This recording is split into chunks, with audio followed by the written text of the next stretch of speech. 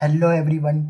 So guys, इस video में हम लोग स्टार्ट करने वाले हैं आपकी क्लास 12th मैथ्स के चैप्टर नंबर 2 को। ठीक है, तो बेसिकली हम लोग चैप्टर नंबर 2 को स्टार्ट करने वाले हैं, जो कि आप लोगों का इन्वर्स ट्रिग्नोमेट्रिक फंक्शंस। ठीक है, मैं इस चैप्टर को ना बिल्कुल ही बहुत ही ज़्यादा बेसिक से उठाऊंगा और एक एक चीज़ हर एक बच्चे को समझ में आएगी, गारंटी मेरी है। ठीक है, बस वीडियो को लास्ट तक जरूर देखना।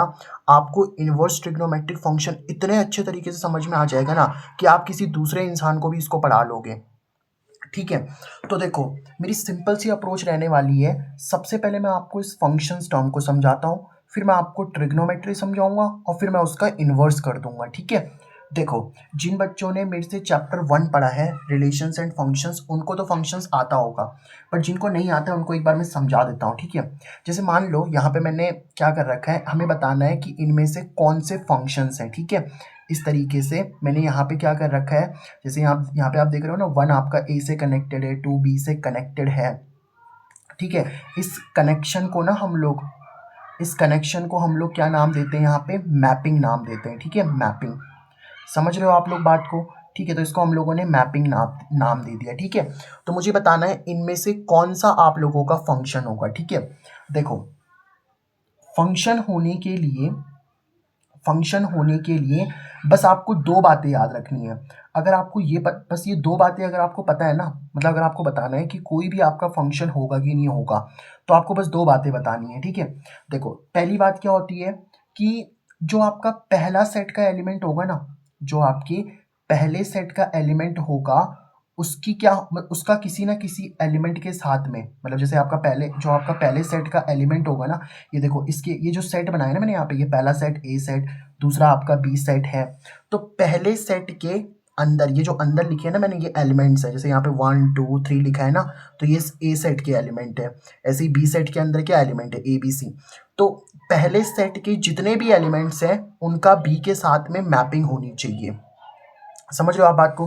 तो पहली कंडीशन क्या होती है कि जो आपका पहला सेट होगा, है ना, जो आपका फर्स्ट सेट होगा, फर्स्ट सेट का एवरी एलिमेंट,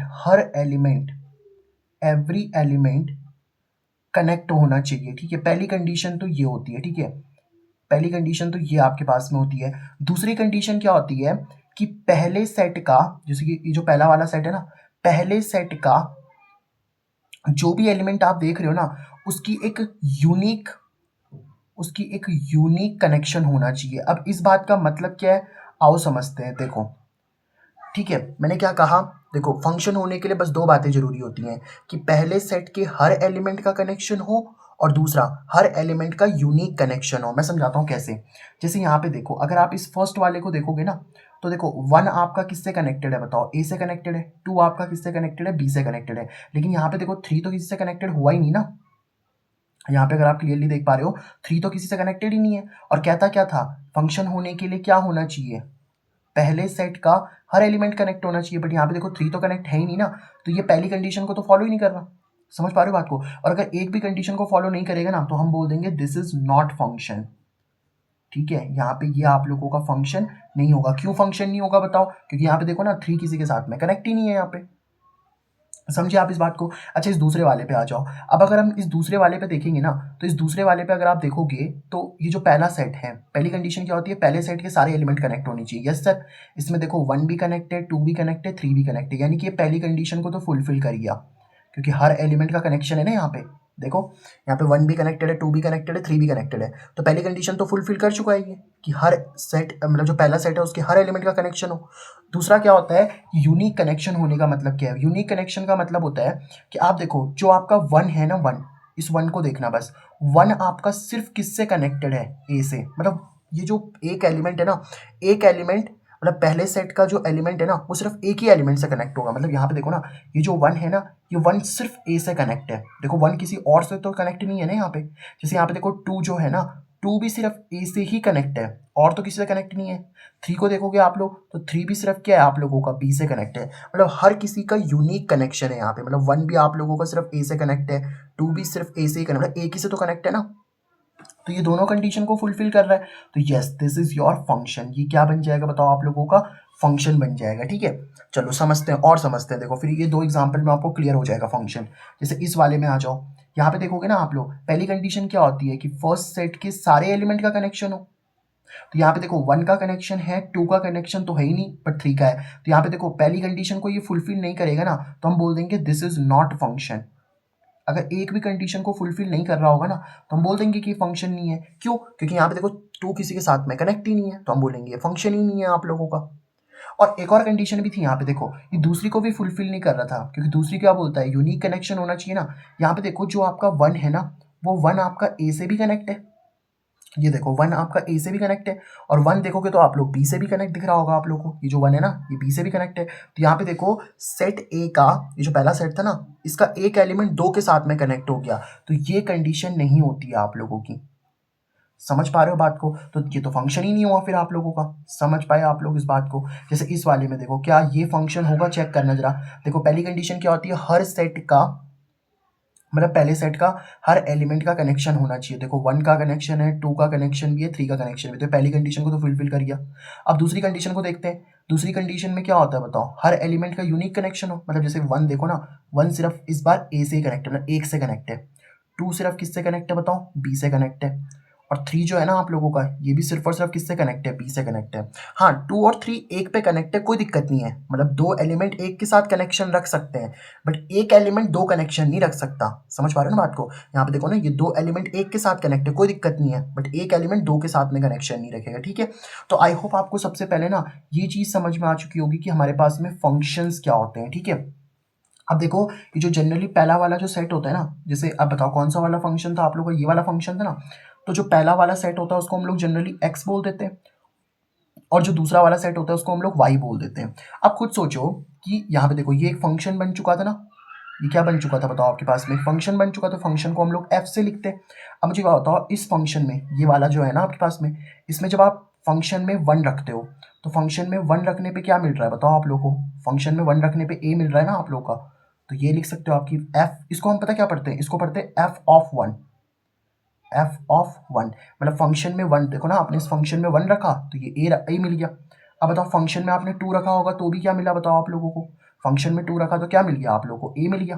फंक्शन में 3 रखा तो क्या मिला बताओ आप लोगों को? जब आपने फंक्शन में 3 रखा तो आपको बी मिला। समझ पा रहे हो ना बात को? यानी कि मैं ऐसा कह सकता हूँ कि अगर मैं फंक्शन में एक्स रखता हूँ, भाई ये सारे एलिमेंट तो एक्स है ना। आप देखो 1 रख रहे हो, 2 रख रहे हो, 3 रख रहे हो, तो इनको हम एक्स बोल रहे हैं। तो अगर मैं फंक्शन में एक्स रख रहा हूँ ना, तो हमें क्या मिल रहा है बताओ आप लोगों का? वाई मिल रहा है। देखो ए बी, ये क्या है बताओ आप लोग? ए बी है ना, ये तो वाई है। तो फंक्शन में एक्स रखने पे आपको वाई मिलता है। तो एफ एक्स को हम लोग कई बार वाई भी बोल देते हैं, इसको एफ ऑफ एक्स पढ़ते हैं, है ना। एफ ऑफ एक्स पढ़ लेते हैं। ठीक है? समझिए आप बात को? तो इस तरीके से आप फंक्शन को एफ एक्स से डिनोट कर सकते हो। आई होप आप लोगों को ये वाली जो बात है ना, ये अच्छे से आप लोगों को समझ में आ गई होगी कि फंक्शन क्या होता है। ठीक है?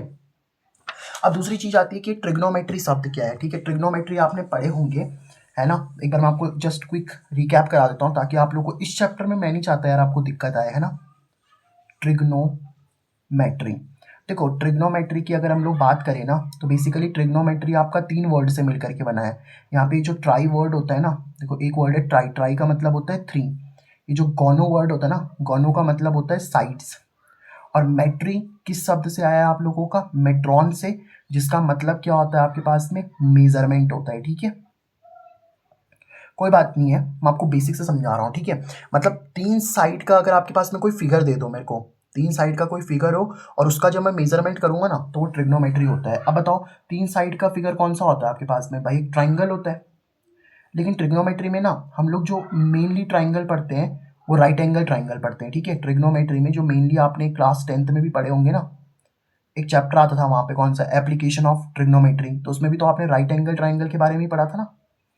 Right angle triangle, right angle triangle पता क्या होता है? जिसका एक एंगल आपको 90 डिग्री का मिलेगा। यहाँ पे देखो ये एंगल जो है ना आप लोगों का, ये आपको 90 डिग्री का मिल गया। समझ पा रहे हो बात को? तो ये एंगल कितना हो चुका है हमारे पास में? This angle is your 90 degree. ठीक है? अब इस ट्राइंगल को मैं नाम दे देता हूँ। मान लो ये आपके पास में ए बी सी। तो देखो इसमें 3 साइड है ना, 1 2 3 साइड है, और 3 साइड का मेजरमेंट जब आप करोगे तो वो ट्रिग्नोमेट्री कहलाता है बेसिकली। ठीक है? अच्छा मान लो, चलो ये तो 90 फिक्स हो गया आप लोगों का, है ना। ये तो 90 फिक्स हो गया। ये मान लेते हैं थीटा एंगल, आपको पता है ये थीटा का सिंबल होता है। ठीक है? तो बस इतना याद रखना बेटा, 90 के सामने वाला क्या होता है आपके पास में? ये जो 90 है ना, 90 के सामने वाला क्या होता है आपके पास में? दिस इज योर हाइपोटेन्यूज, ठीक है, ये आपके पास में हाइपोटेन्यूज होता है। ये जो थीटा है ना, थीटा के सामने वाला क्या होता है आप लोगों का, परपेंडिकुलर होता है। ये सब आप बातें आपको पता है ना, लेकिन मैं इस चैप्टर को बिल्कुल बेसिक से उठा रहा हूँ, ठीक है।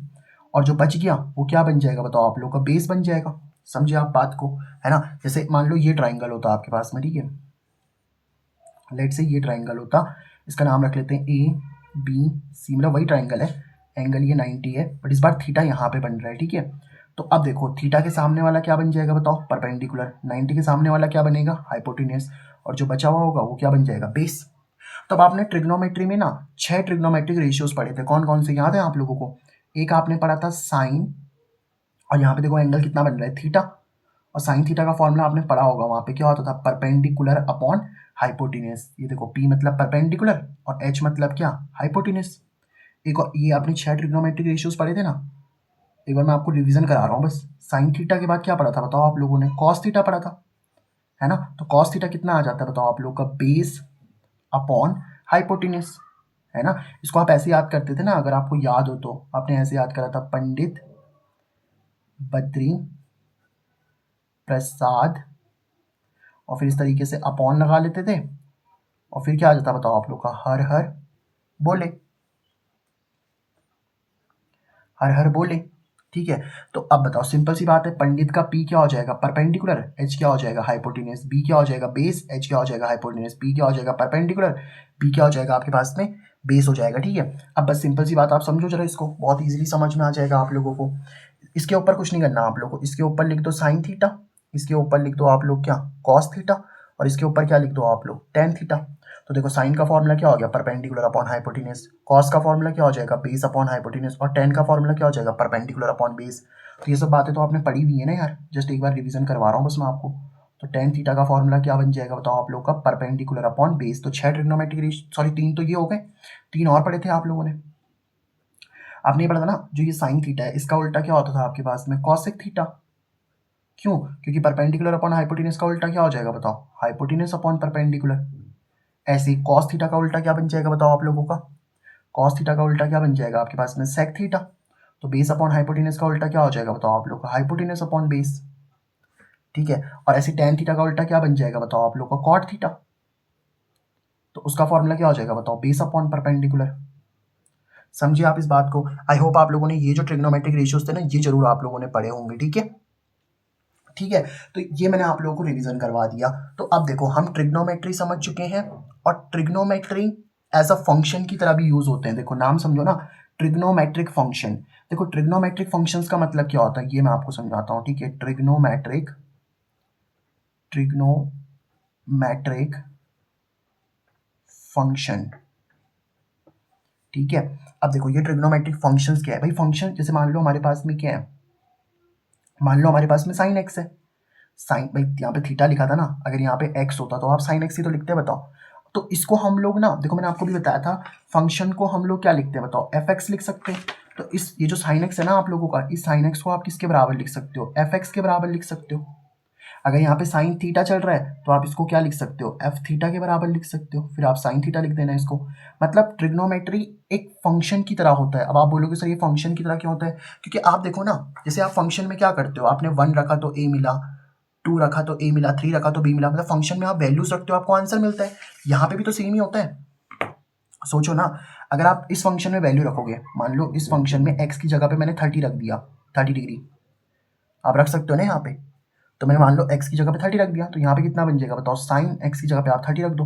और साइन 30 कितना होता है आप लोगों ने पढ़ा होगा, 1/2 होता है क्लास 10th में ट्रिग्नोमेट्रिक टेबल में, है ना।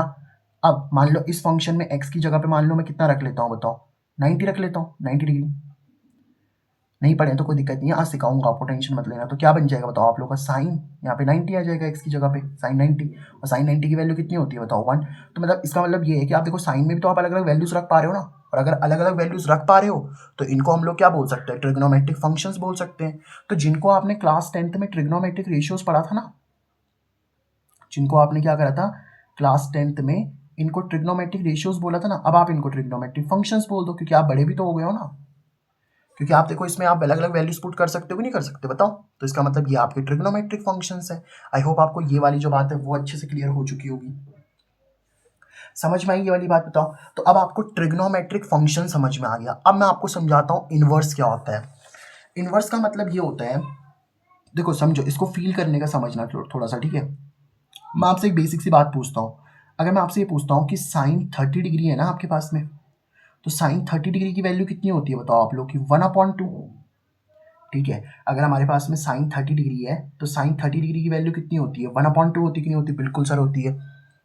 अब एक काम करो, जैसे मैं आपको चीज़ बता रहा हूँ, है ना, आपको ये चीज़ बता रहा हूँ, उसको आप अच्छे से समझने का प्रयास करना, तब आपको ये बात अच्छे से समझ में आ जाएगी। मैंने क्या कहा यहाँ पे, ध्यान से समझना है इसको, ठीक है।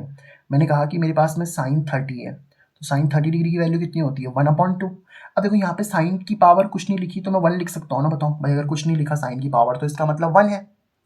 साइन की पावर अगर यहाँ पे कुछ नहीं लिखी तो 1 लिख सकते हैं ना हम लोग। अब एक काम करो, 30 डिग्री को हम लोग यहीं पे रख लेते हैं, यहीं पे रख लेते हैं। तो यहाँ पे अगर साइन की पावर 1 है ना, तो इधर जाकर के साइन की पावर 1 पता क्या बन जाएगी? साइन की पावर -1 बन जाएगी।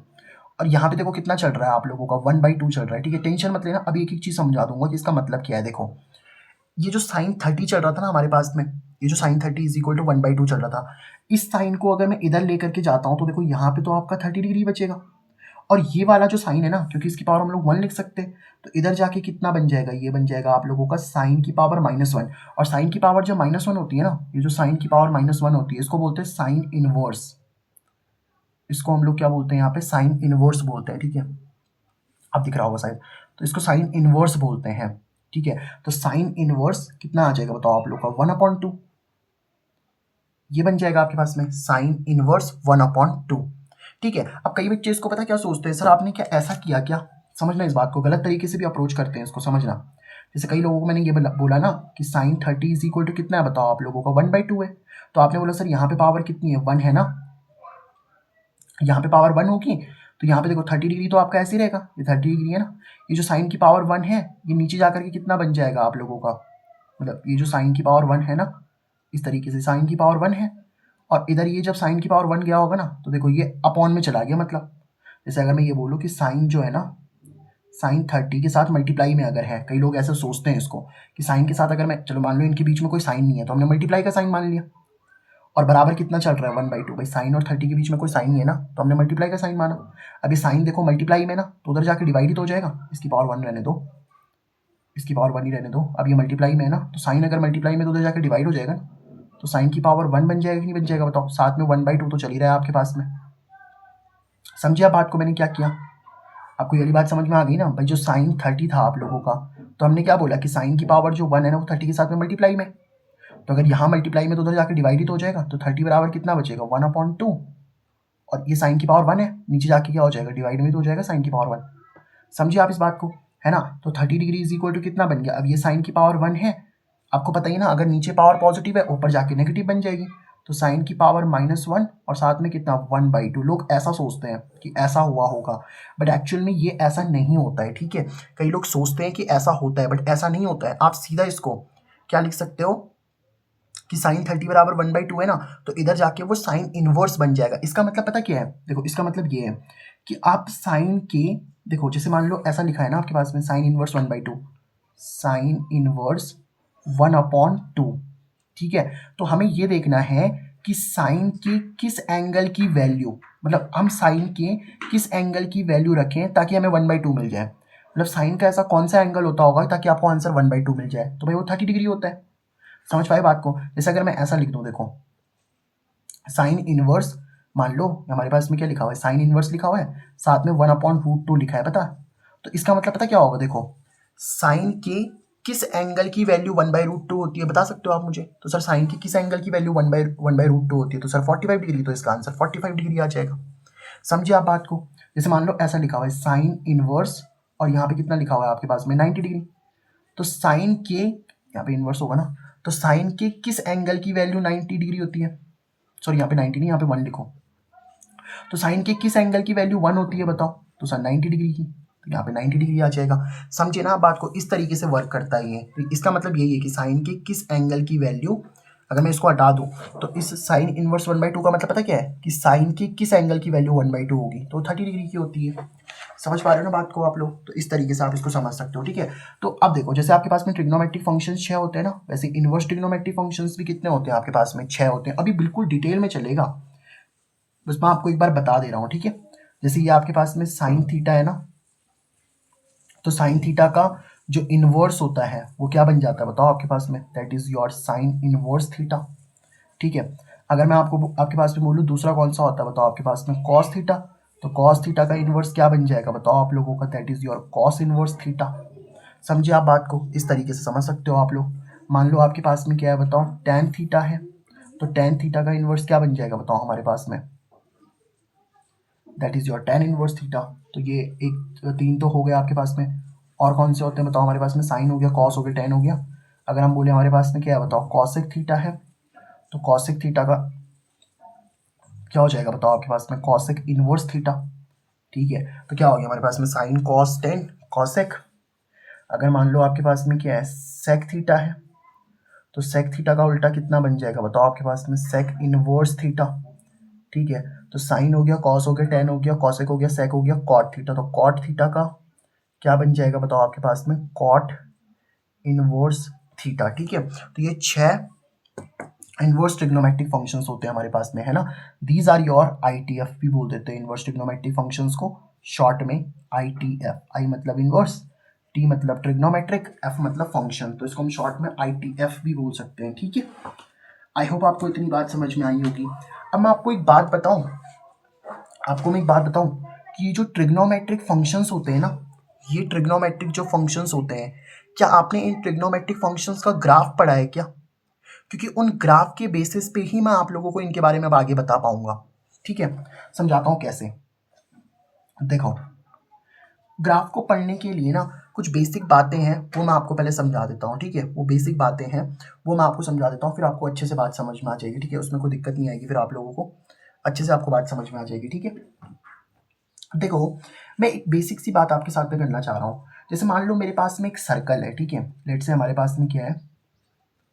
एक सर्कल है। तो आप बोलोगे सर ये क्या बात हो गई? समझा रहा हूँ, टेंशन मत लेना। अगर आपके पास में एक सर्कल है और वो सर्कल आपके पास में यूनिट रेडियस का है, अब इसका मतलब क्या है सर?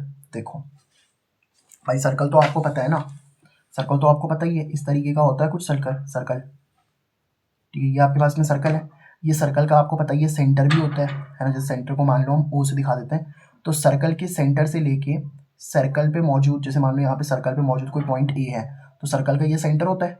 तो सेंटर से लेकर के और सर्कल पे मौजूद किसी पॉइंट तक की जो डिस्टेंस होती है उसको तो हम रेडियस बोलते हैं। आर मतलब ये रेडियस है आपके पास में। तो ये भी कितनी हो जाएगी? ये भी रेडियस ही हो जाएगी आर। ये भी कितना हो जाएगा? आर। सब रेडियस ही तो है। मतलब अगर आप सर्कल पे कोई मौजूद पॉइंट ले लो ना, जैसे ये B point, C point, circle में मौजूद आप कोई भी पॉइंट ले लो और उसको सेंटर से जोड़ दो तो वो रेडियस कहलाती है। तो हम बोल रहे हैं कि यहाँ पे जो हम लोग सर्कल ले रहे हैं ना बेटा, वो सर्कल की जो रेडियस है, वो रेडियस पता कितनी है आप लोगों की? 1 है। मतलब अब देखो, यूनिट का मतलब ही कितना होता है भाई? यूनिट का मतलब होता है आपके पास में 1। यूनिट का मतलब कितना होता है आपके पास में? 1 होता है ना। तो मैं क्या बोल रहा हूँ कि इस सर्कल की जो रेडियस है वो यूनिट है। यूनिट मतलब ये 1 सेंटीमीटर हो सकती है, 1 मीटर हो सकती है, मतलब 1 सेंटीमीटर ले सकते हो आप, 1 मीटर ले सकते हो आप, 1 किलोमीटर ले सकते हो आप, कुछ भी ले लो, बस 1 होनी चाहिए, ठीक है। तो सर्कल हमारे पास में यूनिट रेडियस का है, तो हम बना भी लेते हैं। हमारे पास में एक सर्कल है ना जो यूनिट रेडियस का, उसको बना लेते हैं यार। तो यहाँ पे मैं एक सर्कल ड्रॉ करता हूँ सबसे पहले तो, ठीक है। जो कि हमारे पास में क्या होगा बेटा? यूनिट रेडियस का होगा, ठीक है। तो यहाँ पे हम लोगों ने क्या करा, इस तरीके से एक यूनिट रेडियस का, एक यूनिट रेडियस का हम सर्कल मानेंगे, ठीक है। मतलब इसकी जो रेडियस होगी वो 1 होगी, ठीक है। अच्छा, कोई दिक्कत नहीं है सर। अब मान लो ये आपका सेंटर है, इस सेंटर को हम लोग नाम दे देते हैं, मान लो ये आपका ओ पॉइंट है, ठीक है। अब मुझे एक बात बता सकते हो आप लोग क्या? बहुत सिंपल सी बात मैं आपसे करने वाला हूँ, बहुत सिंपल सी बात। अगर मान लो इस सर्कल पे मौजूद आपके पास में क्या है? कोई पॉइंट है। लेट से आपके पास में कोई पॉइंट है क्या? पी पॉइंट है, ठीक है। ये आपके पास में मान लो क्या है? पी पॉइंट है। और मुझे इस पी पॉइंट के क्या करने हैं? कोऑर्डिनेट बताने हैं। तो क्या आप मुझे इस पी पॉइंट के कोऑर्डिनेट बता सकते हो क्या? देखो कैसे बताएंगे इसके कोऑर्डिनेट, मैं समझाता हूँ आप लोगों को, ठीक है। मैं समझाता हूँ किस तरीके से। भाई कोऑर्डिनेट बताने के लिए आपको पता ही है ना, कोऑर्डिनेट बताने के लिए हमारे पास में 2 एक्सिस होती हैं, तो मैं यहाँ पे 2 एक्सिस ले लूँगा। भाई आपको पता ही है कोऑर्डिनेट कैसे बताते हैं किसी पॉइंट के। जैसे मान लो आपको कोऑर्डिनेट बताने हैं, कोऑर्डिनेट पता है ना आपको कैसे बताते हैं। ये आपके पास में एक्स एक्सिस हो जाती है, ये आपके पास में वाई एक्सिस हो जाती है, यहाँ पे आपके पास में 0, ये आपका 1, ये 2, ये 3, यहाँ पे -1, -2, -3 हो जाएगा। फिर यहाँ पे कितना हो जाएगा 1, यहाँ पे 2, यहाँ पे 3, फिर यहाँ पे -1, -2। इस तरीके से अब मान लो कोई पॉइंट आप लोगों का यहाँ पे है, तो इस पॉइंट के कोऑर्डिनेट बताने तो आपको क्या करना होता है, देखो ये पॉइंट एक्स एक्सिस में किसके सामने पे चेक करो, 2 के सामने पे, तो यहाँ पे आप 2 लिख देते हो, और वाई एक्सिस में किसके सामने है, वो भी 2 के सामने है, तो 2, 2 हो जाएगा। तो ये इसके कोऑर्डिनेट होते हैं ना, यही कह रहा हूँ बस मैं, ठीक है। मतलब कोऑर्डिनेट बनाने के लिए आपको 2 एक्सिस की जरूरत पड़ती है, तो मैं 2 एक्सिस बना लेता हूँ यहाँ पे। ये मान लो आपके पास में क्या है, this is your x axis, ठीक है, और एक क्या बन जाएगी बताओ, इस पे एक बन जाएगी इसकी वाई एक्सिस, ठीक है। तो ये क्या बना ली बताओ मैंने यहाँ पे, this is your Y axis, ठीक है। तो ये हम लोगों ने 2 एक्सिस बना ली, ठीक है। अब मान लो ये जो पॉइंट है ना आप लोगों का, ठीक है, ये आपके पास में जो पॉइंट है, ठीक है, ये पॉइंट हम लोग देखना चाहते हैं। अच्छा मुझे एक बात बताओ, इस ओ से लेकर के, ये तो ओ था ना आप लोगों का, तो इस ओ से लेकर के इस पी पॉइंट तक की डिस्टेंस कितनी होगी। तो आपने बोला कि सर आपका जो रेडियस है ना भाई, ये रेडियस ही तो होती है सर्कल के सेंटर से लेके सर्कल पे मौजूद किसी पॉइंट तक। भाई ये सर्कल पे मौजूद पॉइंट है ना पी, और ये सर्कल का सेंटर है, तो सर्कल के सेंटर से लेके सर्कल पे मौजूद किसी पॉइंट तक की जो डिस्टेंस होती है वो तो कितनी होती है आपके पास में, वो रेडियस होती है। और रेडियस हम यूनिट ले रहे हैं यहाँ पे, तो इसको मैंने यूनिट रेडियस है तो इसको 1 लिख दिया यहाँ पे, इसमें तो कोई दिक्कत नहीं है ना। बताओ अब मैं क्या कर रहा हूँ, इस पे मैंने ना अपनी मर्जी से एक परपेंडिकुलर डाल दिया, ठीक है। यहाँ पे मैंने एक परपेंडिकुलर डाल दिया, परपेंडिकुलर मतलब यहाँ पे 90 डिग्री का एंगल बन रहा होगा आपके पास में, ये 90 डिग्री का एंगल बन रहा है आपके पास में, ये वाला ना 90 डिग्री का एंगल बन गया। और इसको हम लोग क्या कर देते हैं, इसको मैं नाम देता हूँ एम, ठीक है, ओ पी एम बोल दिया मैंने इसको, ठीक है। यहाँ तक तो बताओ आप लोगों को कोई दिक्कत नहीं है ना, ये तो बहुत ईजी बात चल रही है आपकी। अब देखो अगर मान लो ओ से लेकर के एम तक जो डिस्टेंस है ना, यहाँ से ओ से लेकर के एम तक जो डिस्टेंस है वो मान लो आपके पास में कितनी है, ए है। ओ से लेकर के एम तक की जो डिस्टेंस है वो ए है, और पी से लेकर के एम तक की जो डिस्टेंस है, मतलब ये जो डिस्टेंस है ये वाली, ये कितनी मान लो आपके पास में बी है।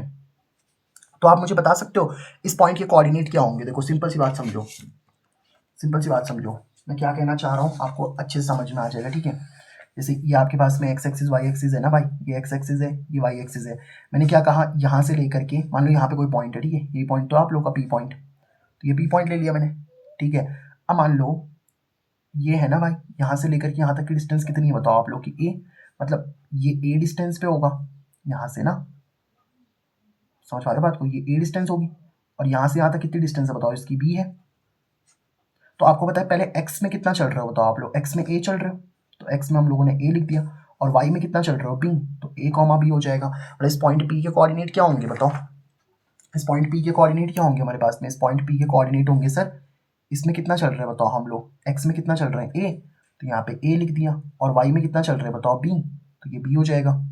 तो पॉइंट पी के कोऑर्डिनेट क्या आ गए बताओ हमारे पास में, ए कॉमा बी, ठीक है। अब ये ए कॉमा बी मेरे को निकालना पड़ेगा, बट तो वो ए कॉमा बी कैसे निकालेंगे, देखो आपको एक ट्राइंगल दिख रहा है क्या, ओ पी एम वाला ट्राइंगल। सो अगर मैं देखूँ in triangle O P M, है ना, ये वाला जो ट्राइंगल है ओ पी एम वाला ट्राइंगल है, इस ट्राइंगल में आपको कुछ नहीं करना। इस ट्राइंगल में मान लो यहाँ पे जो एंगल बन रहा है ना आप लोग को, वो थीटा एंगल बन रहा है, ठीक है। यहाँ पे बना दूँ क्या इस ट्राइंगल को, ताकि आप अच्छे से विजुलाइज कर सको यहाँ पे, ठीक है। यहाँ पे बना लेते हैं इस ट्राइंगल को, ये वाला ट्राइंगल है ना, ये ओ है, ये एम है, और ये पी है, ठीक है।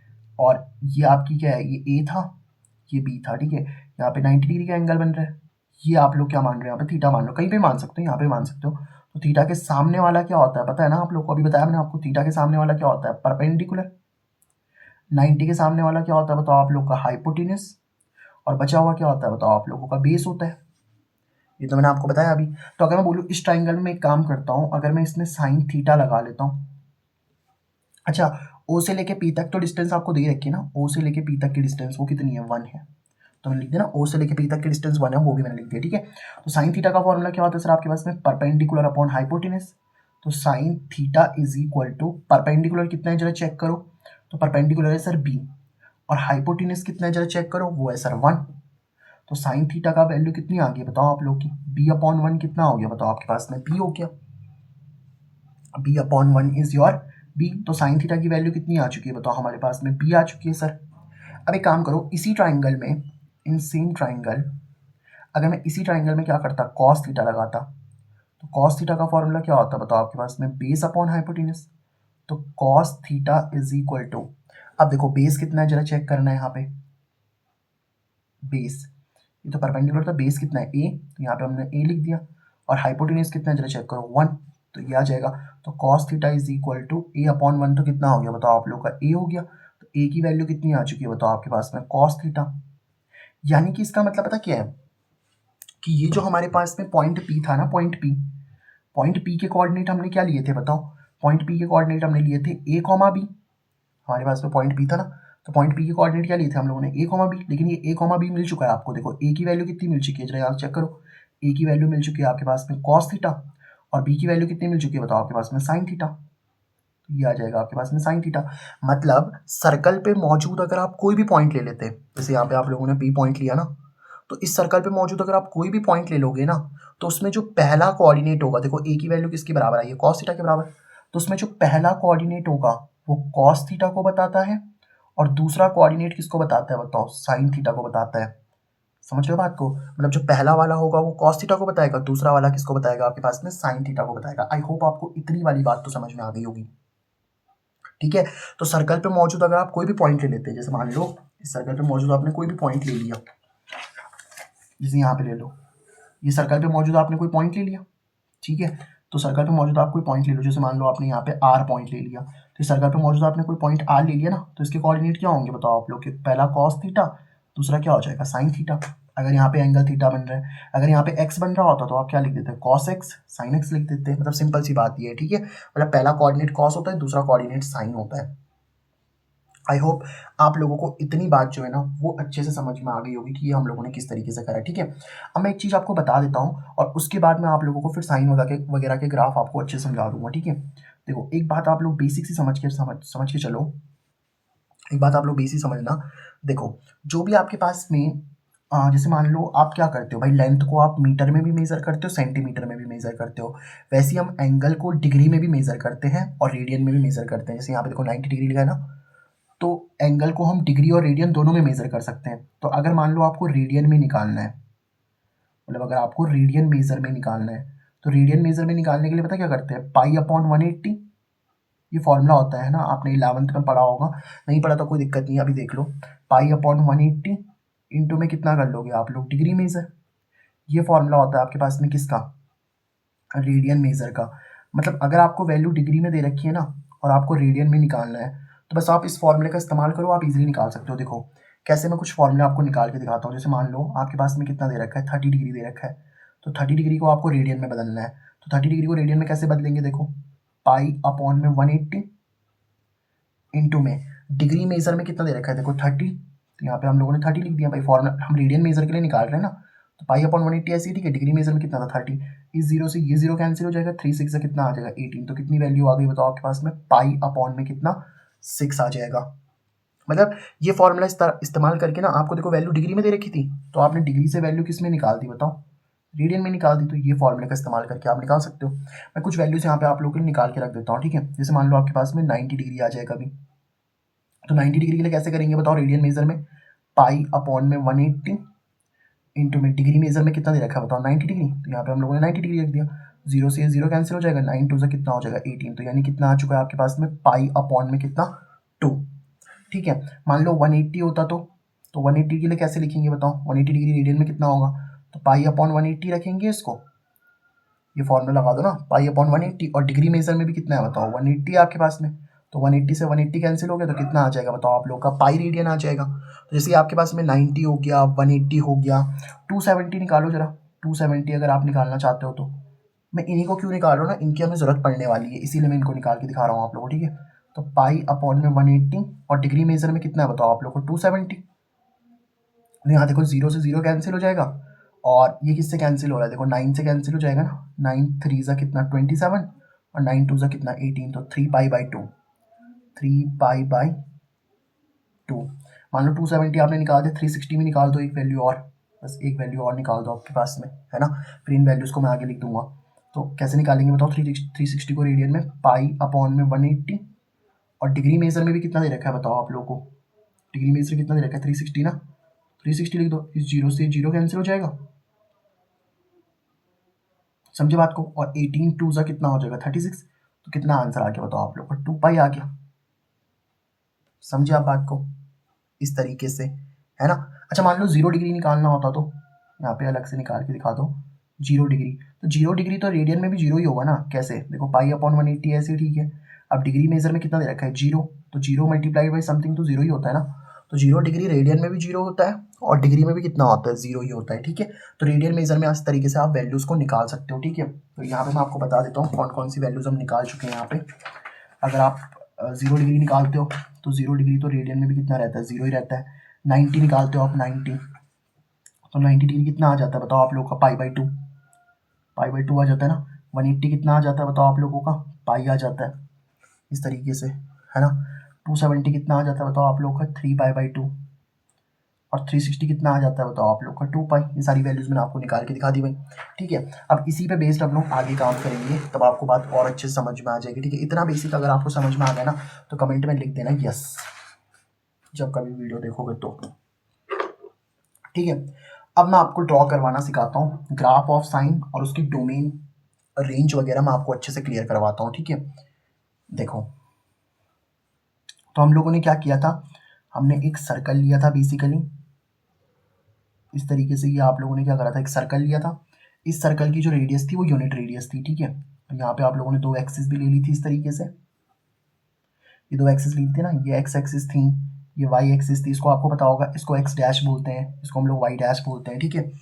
अब मैं एक काम कर रहा हूँ, देखो ये तो इसका सेंटर है मान लो ओ, तो यहाँ से लेकर के यहाँ तक की डिस्टेंस कितनी हो जाएगी बताओ, 1। भाई सारी तो 1 ही होंगी ना ये, क्योंकि ये रेडियस है और रेडियस है तो 1 हो जाएगी। बट अगर इधर की तरफ है तो -1 होगा, है ना, क्योंकि आपको पता है एक्स एक्सिस में ना भाई इधर की तरफ पॉजिटिव लेते हैं, इधर की तरफ नेगेटिव लेते हैं, ठीक है। और 0 से नीचे भी क्या आ जाएगा बताओ आप लोगों का, -1 हो जाएगा। बस ये मेरे को बताने का तरीका था, बस और कुछ नहीं है, ठीक है। अब मुझे बात बताओ, जैसे सिंपल सी बात समझना आप लोग, बेसिक सी बात समझना, ठीक है।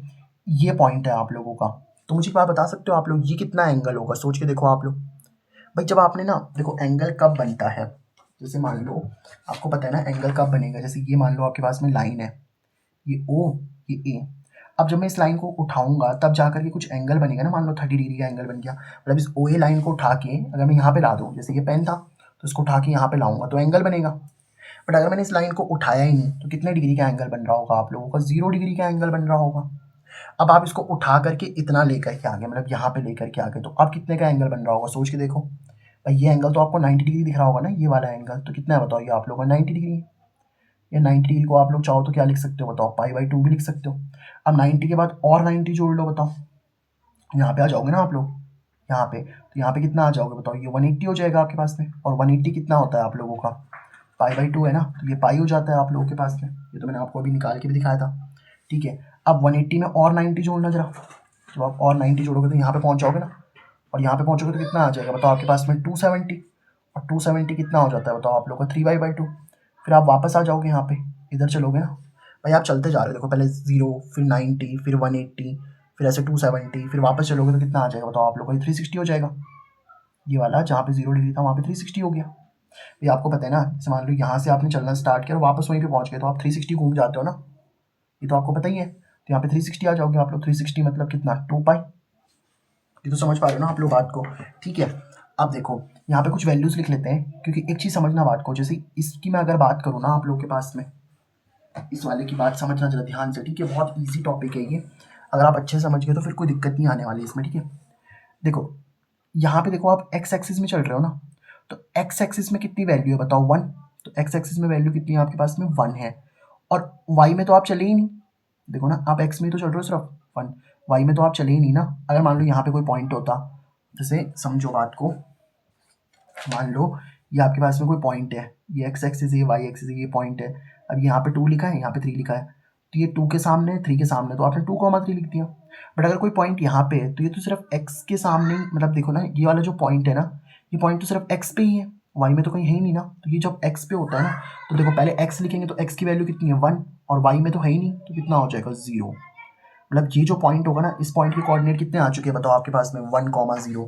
ऐसे इस पॉइंट के बताना जरा मेरे पास में, अगर इस पॉइंट के आपको कोऑर्डिनेट लिखने के लिए दिए जाए ना, तो इस पॉइंट के कोऑर्डिनेट लिख सकते हो बताओ आप लोग। देखो ये पॉइंट एक्स में तो है नहीं, सिर्फ वाई में है ना, तो वाई में कितना है बताओ, 1 है। तो पहले एक्स लिखते हैं, तो एक्स कितना हो जाएगा 0, और वाई में कितना है बताओ, ये वाला 1 है, तो 0,1 हो जाएगा। अब इस पॉइंट को लिखना है, मान लो आप लोगों को ये वाला पॉइंट लिखना है आप लोगों को, तो इस पॉइंट को अगर मुझे लिखना है तो ध्यान से देखना, अगर मुझे ये वाला पॉइंट लिखना है ना आपके पास में, तो ये वाला पॉइंट तो हम लोग ईजिली लिख सकते हैं। बताओ कैसे लिख सकते हैं, इसको बताना जरा, सोचो ना। देखो ये पॉइंट आप लोगों का एक्स में कितना चल रहा है, -1, ये एक्स में ही तो है, तो एक्स में कितना है, पहले एक्स लिखेंगे -1, और वाई में तो है ही नहीं, तो 0 हो जाएगा, -1,0। अब इस पॉइंट को बताना जरा, ये पॉइंट एक्स में तो है नहीं, वाई में है, वाई में कितना है बताओ, -1, तो वाई तो बाद में लिखते हैं ना, पहले एक्स लिखते हैं, एक्स कितना है 0, तो 0,-1 हो जाएगा ये वाला पॉइंट। ठीक है, तो इस तरीके से मैंने आपको ये पॉइंट लिख करके दिखा दिए। ठीक है, अब आपको ये भी पता है कि देखो कोई भी पॉइंट हो भाई, अगर आप सर्कल पे कोई भी पॉइंट बनाते हो, तो हमने अभी क्या डिराइव किया बताओ, अगर आप सर्कल पे कोई भी पॉइंट बनाते हो ना, अगर आप सर्कल पे कोई भी पॉइंट बनाते हो, तो सर्कल पे अगर आप कोई भी पॉइंट बना रहे हो, तो पहला पहला आप लोगों को कॉस दिखाएगा, दूसरा आप लोगों को साइन दिखाएगा। देखो पहला कॉस दूसरा साइन दिखाएगा, तो ना सर्कल पे मौजूद अगर कोई भी पॉइंट लेते हो आप, तो पहला कॉस बताता है, दूसरा साइन बताता है। ठीक है, तो यहाँ पे कितना बताया जाएगा बताओ आप लोगों को, यानी कि ये जो पहला वाला होगा ना, ये कॉस थीटा बताएगा, दूसरा वाला आपको साइन थीटा बता देगा। इस तरीके से कहीं पे भी ले लो ये वाला पॉइंट, इसमें भी देखो पहला वाला कॉस बता रहा होगा आप लोगों को, और दूसरा वाला आपको साइन, और तो ऊपर चला गया, कॉस थीटा बता रहा होगा, दूसरा आपको साइन थीटा बता रहा होगा। यहाँ पे भी पहला आपको क्या बता रहा होगा बताओ, कॉस थीटा, पहला आपको कॉस बता रहा होगा ना, और दूसरा क्या बता रहा होगा बताओ आप लोग को, साइन थीटा। यहाँ पे भी सेम ही है, पहला कॉस बता रहा होगा आप लोग को कॉस थीटा, और दूसरा कितना बता रहा होगा आप लोग को, साइन थीटा। तो बस इससे अब आप लोग क्या कर सकते हो बताओ, साइन की वैल्यूज निकाल लोगे तो आपका ग्राफ ऑफ साइन एक्स बन के तैयार हो जाएगा। तो now we are going to draw graph of sine X. तो अब मैं आप लोगों को समझाऊंगा यहाँ पे कि आप लोग किस तरीके से साइन एक्स का ग्राफ बना सकते हो। ठीक है, तो ग्राफ ऑफ साइन एक्स हम लोग बनाने वाले हैं, साइन एक्स बोल लो, साइन थीटा बोल लो, जो बोलना है आप लोगों को, कोई दिक्कत नहीं है। तो साइन एक्स का ग्राफ कैसे बना सकते हैं हम लोग, देखो उसको अब मैं आप लोगों को अच्छे से समझाता हूँ। ठीक है, देखो भाई ग्राफ बनाने के लिए आपको पता ही है ना, आप अलग अलग वैल्यूज पुट करोगे तो आपको आंसर मिल जाएगा, तो आप बना लेना भाई, एक्स की वैल्यूज रखो तो आपको आंसर मिलेगा कि नहीं मिलेगा बताओ। जैसे सिंपल सी बात समझो, अगर मैं बात करूँ साइन, ध्यान से समझना, साइन 0 डिग्री की, तो 0 डिग्री का एंगल कहाँ पे बन रहा है, जरा चेक करो, 0 डिग्री का एंगल कहाँ पे बन रहा है, यहाँ पे बन रहा है। तो पहला वाला कॉस बताएगा, दूसरा वाला साइन बताएगा, तो साइन 0 की वैल्यू भाई देखो ना, पहला कॉस है दूसरा साइन है, तो 0 डिग्री का एंगल यहीं भी तो बन रहा है। तो पहला कॉस की वैल्यू तो 1 है, साइन की वैल्यू कितनी है 0, तो साइन 0 डिग्री की वैल्यू भी कितनी आ जाएगी, 0 आ जाएगी, बड़ा सिंपल है ये तो। अच्छा साइन 90 की वैल्यू बताना जरा, साइन 90 की वैल्यू बताओ, तो साइन देखो पहला वाला कॉस है दूसरा वाला साइन है, तो साइन देखो ये तो पहला वाला कॉस होगा दूसरा वाला साइन होगा, तो साइन 90 की वैल्यू कितनी होगी, दूसरी देखो ना वैल्यू कितनी है 1, यहाँ पे 1 हो जाएगा। अगर मैं आपसे पूछता बताओ साइन 180 की वैल्यू कितनी है, तो यहाँ पे देखो पहला वाला कॉस है दूसरा वाला साइन है, तो कॉस की वैल्यू तो -1 है, साइन की वैल्यू कितनी है 0, तो कॉस 180 की वैल्यू कितनी हो जाएगी बताओ आप लोग की, 0 हो जाएगी, है ना। साइन 90 मतलब साइन 90 को आप क्या लिख सकते हो, साइन π/2 भी लिख सकते हो। ठीक है, आप इसको चाहो तो साइन 0 तो 0 ही रहेगा, 90 को आप क्या लिख सकते हो बताओ, π/2 भी लिख सकते हो ना, तो आप इसको चाहो तो ऐसे भी लिख सकते हो, साइन π/2, साइन π/2 की वैल्यू कितनी है 1, और साइन पाई की वैल्यू कितनी है 180 को हम पाई लिख सकते हैं ना, तो साइन पाई की वैल्यू कितनी है बताओ 0। ऐसी अगर मुझे बताओ साइन 3π/2 की वैल्यू, 3π/2 मतलब 270, तो साइन 3π/2 की वैल्यू अगर मैं आपसे पूछ लूँ, तो देखो पहला वाला कॉस बताएगा दूसरा वाला साइन बताएगा, तो साइन की वैल्यू कितनी है -1, तो साइन 3π/2 की वैल्यू कितनी हो जाएगी -1। ऐसे अगर मैं आपसे पूछ लूँ साइन 2π की वैल्यू बताओ जरा, तो फिर से देखो 2 देखो ना, ये कितना हो गया 1, ये 0, तो पहला वाला कॉस दूसरा वाला साइन, तो साइन 2π की वैल्यू कितनी हो जाएगी 0। अच्छा क्या यहाँ यहीं तक रुक जाएगा बताओ, नहीं, देखो समझो बात को ना, बात को समझो आप लोग, जैसे मैंने ये बोला, आप इस तरीके से घूम रहे हो ना, आप 0 चले, फिर π/2 चले, फिर पाई चले, फिर 3π/2 चले, है ना, और फिर 2π चले। देखो पहले 0 से π/2, फिर पाई, फिर 3π/2, फिर 2π, अब फिर और चलो ना 90 और चल लो, मतलब 2π बाई में अब देखो पाई, आप हर बार कितना चल रहे हो, अब हर बार 90 तो चल रहे हो, 90 90 90 चलते गए, मतलब π/2 चलते गए। देखो हमने 0 में π/2 जुड़ा तो ये आ गया, है ना। तो जब आप 2π चल गए होंगे तो 2π में और π/2 चलो, π/2 मतलब 90 चल रहे हो ना आप लोग, तो 2π में और π/2 चलोगे तो कितना बन जाएगा बताओ, 2π में और कितना चल रहे हो आप लोग, π/2, तो 2 से कितना हो जाएगा 4π, प्लस में पाई अपॉन में 2 तो चल ही रहा है, तो 4π प्लस पाई कितना हो जाएगा 5π/2। समझ पा रहे हो ना बात को, देखो यहाँ पे 2π आ चुका है, यहाँ पे ना टू पाई आ चुका है, टू पाई में और पाई बाई टू चलो, मतलब टू पाई में और पाई बाई टू चलोगे तो कितना मिल जाएगा यहाँ पे आप लोगों को, यहाँ पे कितना मिल जाएगा आप लोगों को 5 पाई बाई टू। समझ पाए ना आप बात को। देखो मैं आपको समझाता हूँ, टेंशन नहीं लेनी यार। ये आप जीरो चले, जीरो के बाद आप पाई बाई टू चले, फिर आप पाई चले, फिर आप 3 पाई बाई टू चले, फिर आप 2 पाई चले, ऐसे चल रहे हो ना, जीरो से 2 पाई पहुँचे और फिर 2 पाई से और पाई बाई टू चलोगे तो यहाँ पहुँच जाओगे। तो 2 पाई बाई में 5 पाई बाई टू है, मतलब 2 पाई में मैंने पाई बाई टू ऐड करा तो 5 पाई बाई टू बन गया, यहाँ पे 5 पाई बाई टू आ गया। अब 5 पाई बाई टू में और पाई बाई टू चल लो, देखो ना 5 पाई बाई टू में और पाई बाई टू चल लो तो कितना बन जाएगा, तो 2 तो नीचे सेम ही है, 2 तो नीचे सेम ही, 5 पाई प्लस पाई कितना बन जाएगा बताओ, 6 पाई बाई टू। और 6 पाई बाई टू कितना हो जाएगा, 2 से 6 कितने टाइम कैंसिल हो जाएगा, 3 पाई। तो यहाँ पे आप कितना चल गया बताओ, 3 पाई बाई चल गया। समझ गए ना बात को। तो बस यही आपको चलते रहना है, ठीक है, कोई दिक्कत नहीं है इसमें, मतलब हर बार आप पाई बाई टू चल रहे हो। तो देखो 2 पाई में जब आपने और पाई बाई टू ऐड करा तो यहाँ पे पहुँच गया था ना 5 पाई बाई टू में। तो बताओ साइन 5 पाई बाई टू की वैल्यू कितनी होगी, वैसे लिखने की जरूरत नहीं है ये क्योंकि इतने में ही अपना काम हो जाता है, but sine 5 pi by two की वैल्यू कितनी हो चुकी होगी बताओ, यहाँ पे पहुँच चुके हैं ना आप लोग। तो पहला कॉस दूसरा वाला साइन, साइन की वैल्यू कितनी हो जाएगी 1। तो चलो ये तो हम लोगों ने पॉजिटिव वैल्यूज निकाल दी ना, अब मैं आपको नेगेटिव वैल्यूज भी निकाल के दिखाता हूँ, ठीक है। नेगेटिव वैल्यूज कैसे निकालेंगे, देखो सिंपल सी बात समझो। मैं आपको एक चीज़ बताता हूँ, जैसे ये आपके पास में O है, ये आपके पास में A है और ये B है।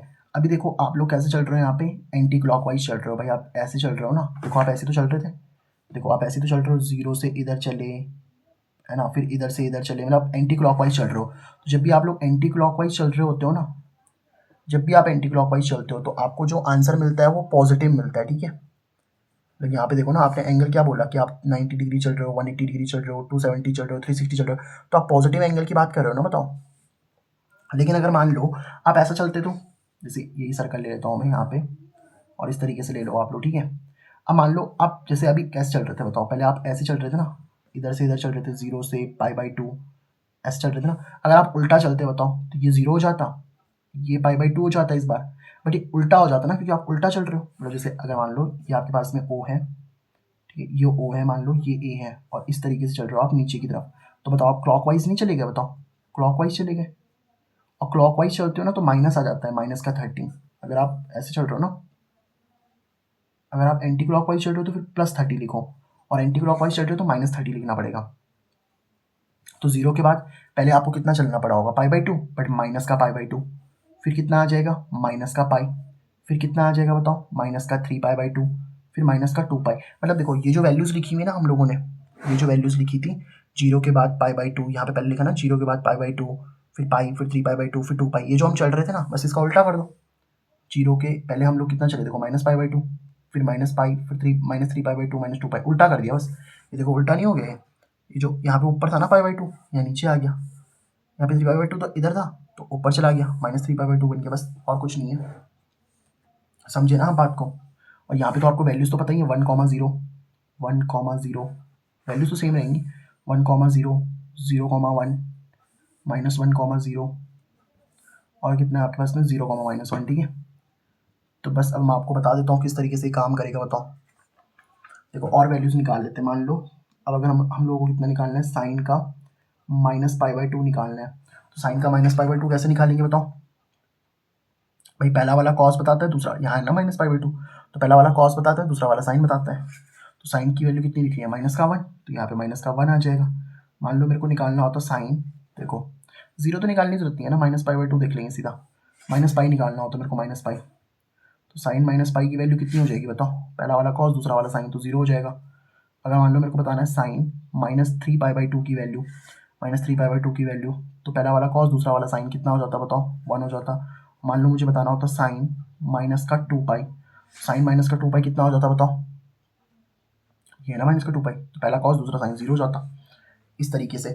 तो अब अगर आप लोग इन वैल्यूज़ को ध्यान से देखोगे ना, आप इन वैल्यूज़ को अगर ध्यान से देखो तो हमने साइन की वैल्यू क्या रखी है बताओ, साइन की वैल्यू आप कुछ भी रख सकते हो। यहाँ पे देखो ना, आप साइन की वैल्यू 0 रख लो, 30 रख लो, आप साइन 30 भी तो रखते थे।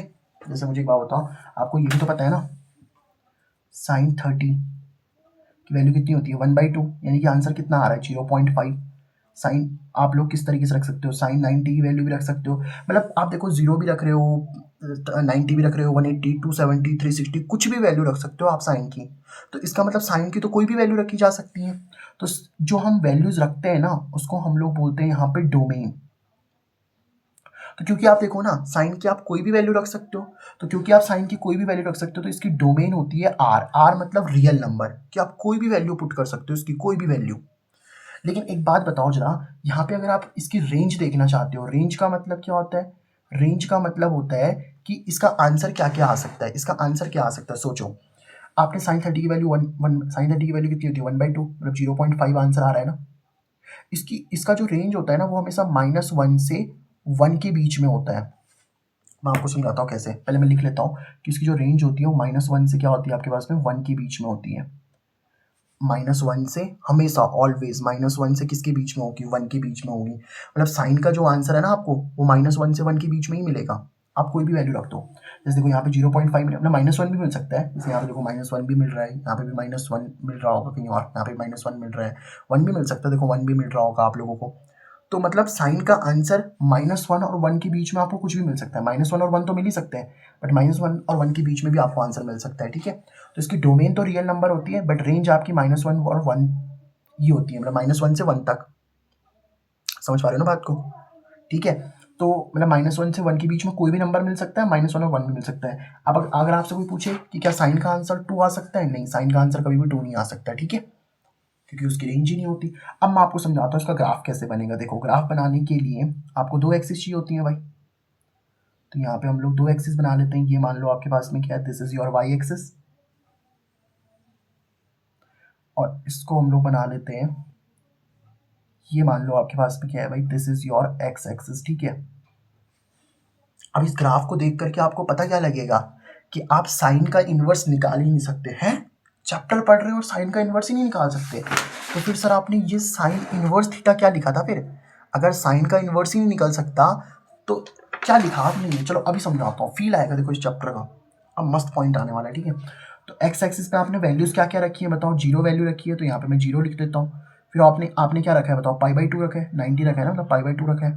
फिर आपने कितना रखा बताओ, पाई रखा, यहाँ पे वैल्यूज रख देते हैं यार, तो पाई रखा, ठीक है। फिर आपने कितना रखा बताओ, 3π/2 रखा, तो 3π/2 रख दिया भाई मैंने। फिर कितना रखा आप लोगों ने, 2π रखा, तो 2π रख लेते हैं भाई। ये 5π/2 की इतनी जरूरत नहीं पड़ती, वैसे मैंने आपको ऐसी फील के लिए बताया था, ठीक है। अब यहाँ पे भी रख देते हैं नेगेटिव वाले में, यहाँ पॉजिटिव चलता है ना, नेगेटिव चलता है भाई। अब रेंज तो आपको बताइए, वाई एक्सिस में आपको क्या मिलेगा, 1 मिलेगा, और या फिर आपको -1 मिलेगा, या इनके बीच के कोई नंबर मिल सकते हैं, ठीक है। अब देखो यहाँ पे कितना आ जाएगा, माइनस का π/2, प्लस पाई है तो यहाँ कितना हो जाएगा, माइनस का पाई। 3π/2 है तो इधर कितना हो जाएगा, -3π/2, और 2π है तो इधर मिल जाएगा आप लोग कितना, -2π। समझे आप इस बात को? चलो अब वैल्यूज निकालना स्टार्ट करते हैं, ठीक है। देखो जब हमने 0 रखा तो 0 रखने पे भी आंसर 0 मिल रहा है, तो यही पॉइंट हो जाएगा भाई, यही पॉइंट हो गया ना। अब देखो जब π/2 रखा तो π/2 रखने पे कितना मिला, 1, तो π/2 रखने पे कितना मिल रहा है, 1 मिल रहा है, तो यहाँ पे लिख दो इस पॉइंट को, ये वाला पॉइंट हो जाएगा ना भाई। π/2 रखने पे 1 आया ना, तो ये वाला पॉइंट लिख दिया हम लोगों ने। पाई रखने पे कितना आ गया, 0, यहाँ पे देखो पाई रखने पे कितना आ रहा है, 0, तो यहाँ पे फिर ये वाला पॉइंट हो जाएगा। पाई रखने पे 0 तो इधर ही है ना, तो पाई रखने पे 0 आ जाएगा। 3π/2 रखने पे कितना है, -1, तो 3π/2 रखने पे कितना आ जाएगा, -1, ये कर दिया हम लोगों ने। और 2π पे कितना हो जाएगा, 0, तो हम लोगों ने यहाँ पे लिख दिया बस। अब आपको पता क्या करना है, इनको इन पॉइंट्स को मिला देना है, तो आपका ग्राफ बन जाएगा। चलो पहले इधर वाले भी लिख देते हैं। साइन -π/2 की वैल्यू कितनी है, -1, तो -π/2 की वैल्यू कितनी है बताओ, -1, तो यहाँ पे आ जाएगा पॉइंट। फिर -π की वैल्यू कितनी है, 0, तो यहाँ पे आ जाएगा पॉइंट, ये 0 वाला हो गया ना। -3π/2 की वैल्यू कितनी है, 1, तो हम लोगों ने यहाँ पे लिख दिया, बताओ 1, ये वाला है ना 1, -3π/2 वाला 1, तो इधर आ जाएगा आप लोगों का। और -2π की वैल्यू कितनी हो जाएगी बताओ, 0, तो हम लोगों ने ये वाला पॉइंट लिख दिया, बताओ। अब आपको क्या करना है, इन ग्राफ के मतलब इन पॉइंट्स को मिला देना है बस। अगर आप इन पॉइंट्स को मिला दोगे तो आपको एकदम सुंदर सा ग्राफ बन करके तैयार हो जाएगा। ये देखो इस तरीके से ना आपको ग्राफ बन करके तैयार हो जाएगा भाई।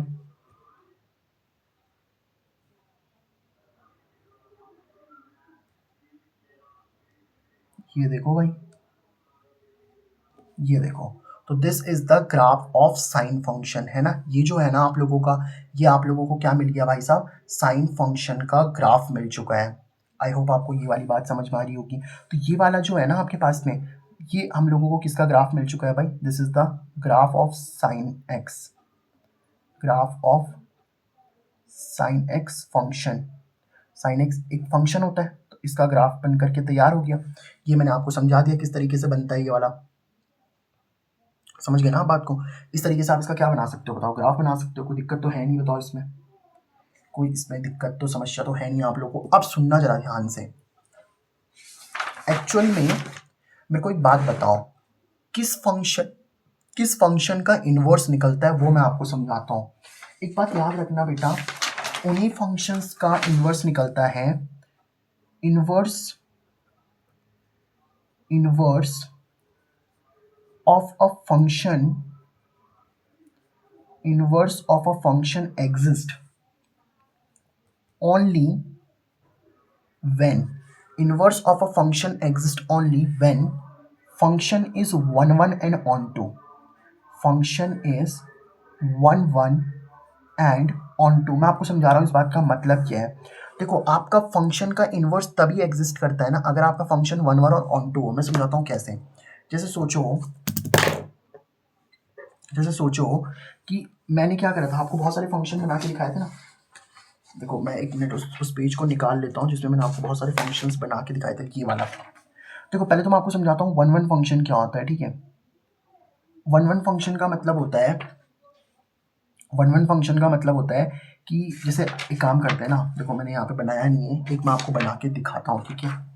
ये वाला ले लेते हैं, फिर इसमें से भी उठाएंगे अभी एग्जाम्पल। ये ए सेट है मान लो, ये आपका बी सेट है, ठीक है। इसमें 1 2 3 ले लिया, ए बी सी ले लिया, 1 ए से कनेक्टेड, 2 बी से कनेक्टेड, 3 सी से कनेक्टेड, ठीक है। अब सोचिए देखो ये फंक्शन है मान लो, क्यों फंक्शन है सर, देखो सारे एलिमेंट कनेक्टेड है ना, और हर किसी एक से ही कनेक्टेड है, मतलब 1 सिर्फ ए से कनेक्टेड, 2 सिर्फ एक से कनेक्टेड है।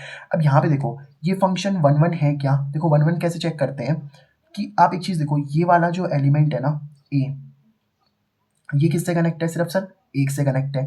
बी देखो, बी सिर्फ किससे कनेक्टेड, 2 से। सी सिर्फ किससे कनेक्टेड, 3 से। मतलब जो दूसरे वाले सेट के एलिमेंट है ना वो सिर्फ एक से कनेक्ट है, तो वो 1 1 हो जाता है। और ऑन टू का मतलब क्या होता है, सेट बी के जब सारे एलिमेंट कनेक्ट होते हैं ना, सेट बी के जब सारे एलिमेंट कनेक्ट होते हैं ना तो वो ऑन टू कहलाता है। देखो यहाँ पे ए बी सी तीनों कनेक्ट है कि नहीं बताओ, तो ये ऑन टू बन गया। जैसे यहाँ पे मैं आपको बताता हूँ, जैसे ये देखो ये फंक्शन है ना, ये वाला हमने इसको फंक्शन बोला था। यहाँ पे देखो ये जो ए है ना, दूसरा वाला सेट है ए, इस ए से आपका 1 भी कनेक्ट है और 2 भी कनेक्ट है। इस ए से 2 कनेक्ट हो गए ना, 1 भी कनेक्ट हो गया, 2 भी कनेक्ट हो गया, तो ये 1 1 तो है ही नहीं, 1 1 तो है ही नहीं। और साथ में देखो सी किसी से कनेक्ट है ही नहीं, और अगर सी किसी से कनेक्ट नहीं है तो ये ऑन टू भी नहीं है भाई आपके पास में, this is not on two. तो ना तो ये 1 1 है और ना ही ये आपका ऑन टू है। जैसे एक काम करो, देखो ये भी फंक्शन है ना, इसको देखना जरा। अब बताओ क्या ये 1 1 है, जरा चेक करना। 1 1 के लिए देखो ए तो आपका एक ही से कनेक्टेड है, लेकिन ये देखो ये जो आपका बी है ना, ये 2 से कनेक्ट हो गया, 2 से भी कनेक्ट हो गया, 3 से भी कनेक्ट हो गया, तो ये 1 1 तो है ही नहीं, this is not 1 1। On two है क्या, तो ऑन टू के लिए देखो सी तो देखो ना, अगर आप लोग सी को देखोगे तो सी किसी के साथ में कनेक्ट ही नहीं है, और अगर सी किसी के साथ में कनेक्ट नहीं है तो ये ऑन टू भी नहीं है आपके पास में। लेकिन इसको देखो, सेट बी के अगर आप देखोगे ना, तो ए देखो सिर्फ एक से कनेक्ट है, बी भी एक से कनेक्ट है, सी भी एक से कनेक्ट है, तो 1 1 हो गया। और साथ में देखो सारे एलिमेंट कनेक्टेड है, तो ये ऑन टू हो जाएगा। तो अब इसका इन्वर्स भी निकल जाएगा। इन्वर्स निकलने का मतलब क्या होता है बताओ, इन्वर्स निकलने का मतलब ये होता है कि ये ए बी की बात करें ना हम लोग, तो जो ए बी सेट है ना इसको पलट दो, मतलब पहला वाला सेट बी बना दो, दूसरा वाला सेट ए बना दो। देखो बी के एलिमेंट कौन से हैं, ए बी सी, और ये 1 2 3, तो ये क्या बन जाएगा बताओ आप लोग का, एफ इनवर्स बन जाएगा आपके पास में। अब देखो ना ए 1 से कनेक्टेड है, बी 2 से कनेक्टेड है, और सी आपका किससे कनेक्टेड है बताओ, 3 से कनेक्ट है। तो एक फंक्शन का इन्वर्स तभी निकल सकता है, एक फंक्शन का इन्वर्स तभी निकल सकता है अगर वो 1 1 और ऑन टू हो। आपका सवाल आएगा कि सर जैसे ये फंक्शन था ना आप लोगों का, आप चलो मान लो आपका ये सवाल आया कि सर इस फंक्शन का इन्वर्स क्यों नहीं निकला। मैं आपको समझाता हूँ इस फंक्शन का इन्वर्स क्यों नहीं निकला। अब इसको उल्टा करके देखो, अभी तो ये फंक्शन है ना, उल्टा करने पे फंक्शन ही नहीं रहेगा। जैसे अभी ये फंक्शन क्या है बताओ आप लोगों का, अभी ये फंक्शन को उल्टा कर लेते हैं, ये ए बी सी है और ये 1 2 3 है। ए आपका 1 से भी कनेक्ट है, देखो ए 1 से भी है, ए 2 से भी कनेक्ट है आप लोगों का। अब देखो बी किससे कनेक्टेड है, 3 से कनेक्टेड है, और सी से कनेक्टेड है ही नहीं बताओ किसी से। तो अब बताओ फंक्शन की कंडीशन क्या होती है भाई, पहले सेट का हर एलिमेंट कनेक्ट होना चाहिए। देखो सी कनेक्ट हुआ ही नहीं, और यूनिक कनेक्शन होना चाहिए, मतलब ए सिर्फ एक से कनेक्ट होना चाहिए था, ए देखो यहाँ पे 2 से कनेक्ट हो गया। तो जब हमने इसका उल्टा निकाला ना तो ये फंक्शन ही नहीं रहा। तो अगर आप चाहते हो कि फंक्शन को उल्टा करने पे भी वो फंक्शन रहे, समझ पा रहे हो बात को, फंक्शन को उल्टा करने पे भी वो फंक्शन रहे, तो फंक्शन को 1 1 एंड ऑन टू होना चाहिए। अब खुद सोच के देखो, ये जो आपका साइन एक्स वाला फंक्शन है ना, क्या ये 1 1 और ऑन टू है? देखो, जैसे मान लो यहाँ पे हम वैल्यू पुट कर रहे हैं, ठीक है, और मान लो मेरे पास में फंक्शन क्या है भाई, फंक्शन आपका साइन एक्स है। साइन एक्स फंक्शन 1 1 और ऑन टू होता ही नहीं है। मैं बताऊं कैसे? देखो, जैसे आपने जीरो वैल्यू पुट करी तो जीरो आंसर मिला होगा, ठीक है, यहाँ पे देखो ना 0 डिग्री पे जीरो आंसर मिल रहा है। यहाँ पे देखोगे अगर आप यहाँ पे देखो ना, साइन जीरो की वैल्यू कितनी मिल रही है? जीरो मिल रही है। साइन पाई बाई टू की वैल्यू कितनी मिल रही है सर? पाई बाई टू की वैल्यू तो 1 मिल रही है सर। अब देखो 2 पाई की वैल्यू कितनी मिल रही है सर? 2 पाई की वैल्यू वो भी जीरो मिल रही है, और जीरो की डिग्री भी जीरो वैल्यू आ रही थी। पाई बाई टू की वैल्यू कितनी आ रही है बताओ? 1 आ रही है ना यहाँ पे, पाई बाई टू की वैल्यू 1 आ रही है, 5 पाई बाई टू की वैल्यू भी 1 ही आ रही है। तो ये 1 1 कहाँ रहा? सोच के देखो आप लोग, ये वाला जो फंक्शन है ये 1 1 कहाँ रहा? और अगर मान लो यहाँ एलिमेंट 2 भी होता, -1 -2 भी होता, तो 2 तो देखो किससे कनेक्टेड ही नहीं है, तो ये ऑन टू भी नहीं है। यहाँ पे देखो ना, ये जीरो देखो कितने से कनेक्ट हो गया? 2 से, 2 पाई से भी कनेक्ट है, जीरो से भी कनेक्टेड है, तो ये 1 1 कहाँ रहा बताओ? ये 1 1 तो है ही नहीं ना, और साथ में ये ऑन टू भी नहीं है आपके पास में, तो ना तो ये फंक्शन 1 1 है और ना ही ये फंक्शन ऑन टू है। तो अब इसका इन्वर्स कैसे निकालें बताओ हम लोग? समझ पा रहे हो ना बात को? तो आपका जो साइन एक्स फंक्शन होता है ना भाई, वो 1 1 ऑन टू होता ही नहीं है। क्यों 1 1 नहीं है? देखो, जीरो रखने पे भी जीरो आ रहा है, और आपका 2 पाई रखने पे भी जीरो आ रहा है। देखो 2 पाई रखने पे भी जीरो ही आ रहा है, जीरो रखने पे तो जीरो आ ही रहा था, 2 पाई रखने पे जीरो आ रहा था ना। देखो क्या 1 1 है? ये नहीं है सर, ये 1 1। और देखो अगर हम बोलते हैं ये रियल नंबर का सेट है, ये भी रियल नंबर का सेट है, तो देखो आपका 2 तो किसी के साथ कनेक्टेड है ही नहीं। यहाँ पे देखो 2 तो किसी के साथ कनेक्ट है नहीं ना यहाँ पे, समझ पा रहे हो बात को? तो ये ऑन टू भी नहीं है। तो अब हम लोग इसको, ना तो ये 1 1 है और ना ही ये ऑन टू है, तो इसको 1 1 ऑन टू कैसे बनाए हम लोग? सवाल ये आता है, कैसे इसको 1 1 ऑन टू बनाए? तो इसको 1 1 ऑन टू बनाने के लिए हमारे साइंटिस्ट लोगों ने, बताऊँ क्या बोला? हमारे साइंटिस्ट लोगों ने बोला कि अगर आपको इसको 1 1 और ऑन टू बनाना है ना, तो बस आप एक चीज़ देखो, आप यहाँ पे माइनस पाई बाई टू से वैल्यू उठाओ इसकी। अगर आप माइनस पाई बाई टू से पाई बाई टू तक देखोगे ना, माइनस पाई बाई टू से पाई बाई टू तक देखो, बस यहाँ तक देखो, ये value minus pi by to से पाई बाई टू तक देखो, इसने कहीं पे भी रिपीट नहीं करा। मतलब अगर आप माइनस पाई बाई टू से पाई बाई टू तक देखोगे ना, तो माइनस पाई बाई टू पे कितनी वैल्यू मिल रही है आप लोगों को? -1। फिर यहाँ पे कोई और वैल्यू मिल रही होगी, देखो यहाँ पे कहीं पे भी रिपीट नहीं कर रहा। समझ पा रहे हो बात को? लेकिन जैसे अगर मान लो आप पाई पे आ जाते, यहाँ पे आ जाते, तो आपको फिर जीरो मिल जाता। समझ पा रहे हो ना बात को? साइन जीरो पे तो जीरो मिल ही रहा है, साइन पाई पे भी जीरो मिल जाएगा। लेकिन अगर आप माइनस पाई बाई टू से पाई बाई टू तक देखोगे, यहाँ से, ये है ना, देखो माइनस पाई बाई टू से पाई बाई टू तक, यही तो रीज़न है, माइनस पाई बाई टू से पाई बाई टू तक। तो अगर आप इसको माइनस पाई बाई टू से, मतलब इसको रिस्ट्रिक्ट करना पड़ेगा हमें, तो माइनस पाई बाई टू से अगर आप इसको पाई बाई टू तक देखोगे ना, माइनस पाई बाई टू से पाई बाई टू तक देखो, माइनस पाई बाई टू पे तो वैल्यू -1 है, मतलब माइनस पाई बाई टू भी लिखना पड़ेगा और पाई बाई टू भी लिखना पड़ेगा। पाई बाई टू पे वैल्यू कितनी है? 1। तो माइनस पाई बाई टू से पाई बाई टू तक अगर आप वैल्यू रखोगे ना, देखो समझाता हूँ मैं आप लोगों को, माइनस पाई बाई टू से पाई बाई टू तक अगर आप वैल्यू रखोगे ना, तो कोई दिक्कत ही नहीं आनी। देखो कैसे मैं समझाता हूँ आप लोगों को। जैसे मान लो आपने क्या करा, माइनस पाई बाई टू का मतलब क्या है भाई? पाई का मतलब 180 होता है, तो 180 अपॉन टू कितना? माइनस का 90, और पाई बाई टू की वैल्यू कितनी होती है बताओ? ये तो 90 होता है। देखो माइनस पाई बाई टू की वैल्यू रखो जरा, मतलब -90 की वैल्यू, साइन -90 कितना होता है देख लो ना, माइनस पाई बाई टू की वैल्यू कितनी होती है? -1। -30 की वैल्यू कितनी होती है? -1/2। 30 की वैल्यू कितनी होती है बताओ? 1/2 होती है। ये कहीं पे भी आपको देखो, हर जगह आपको ये 1 1 और ऑन टू मिलेगा। समझ पा रहे हो ना बात को?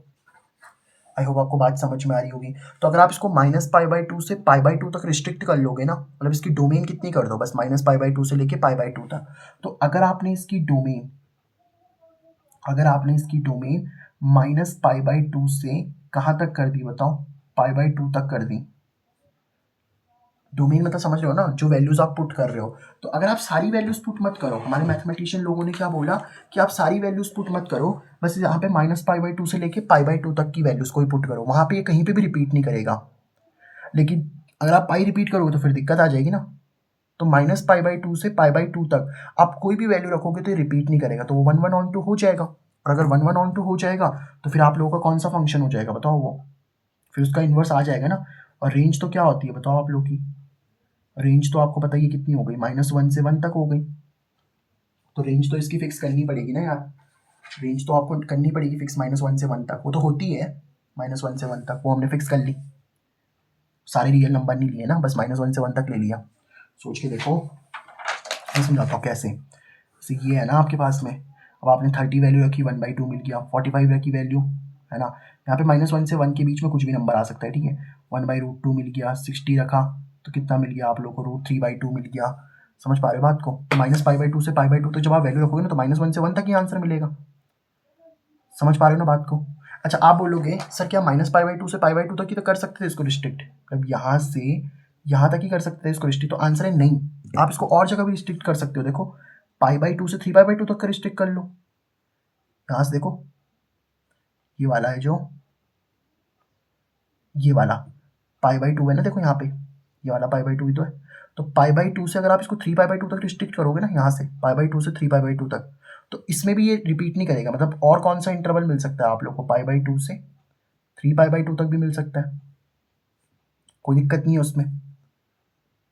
और कौन सा, यहाँ देख लो, देखो जैसे आपने -π/2 से कहाँ तक लिया था, π/2 तक लिया था ना, और कहाँ तक मिल सकता है बताइए, -π/2 से लेकर के -3π/2 तक। यहाँ देखो ना, -π/2 से लेकर के -3π/2 तक, तो -π/2 से लेकर के यहाँ देखो ये वाला, यहाँ पे भी कहीं रिपीट नहीं कर रहा होगा इसमें, इतना रीजन ले लो अगर -π/2 से लेके -3π/2 तक, ठीक है। तो इसमें भी रिपीट नहीं कर रहा होगा। तो ऐसे बहुत सारे हो सकते थे, ऐसे ये तो आगे भी रिपीट करता होगा ना।